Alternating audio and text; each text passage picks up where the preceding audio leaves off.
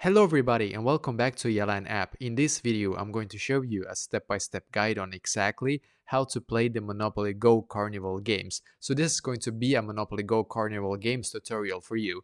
And the first thing what we're going to do firstly is to just click on this purple symbol right here, as you can see, where I have this 5 balls right here, as you can see. So I'm just going to click on this one to be able to be taken straight to the game, as you can see. And some of you, of course, are going to be a little bit confused on how to play it, because I think that this is actually, um, this time when I record this, it's actually a brand new event, basically. And I'm going to be completely honest, the first time when I did actually start playing it myself, I was a bit confused on exactly how to play it, but I have actually figured it out now.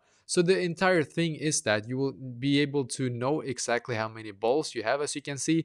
And then what you're going to do, you're going to take one of the balls right here, as you can see, and then you're just going to basically try to guess exactly what kind of order that they are in. So basically, as you can see, this 3 right here, they actually dropped, and this orange one is not dropped, and that means that the orange one is actually correct. This is the order that it needs to be in.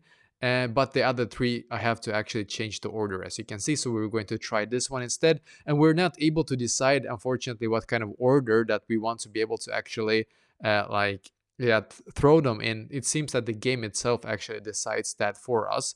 So as you can see, you will need to keep trying until all of them are correct, and we don't know exactly which of them are correct. Of course, only the game afterwards will be able to tell us like which are correct and which are not.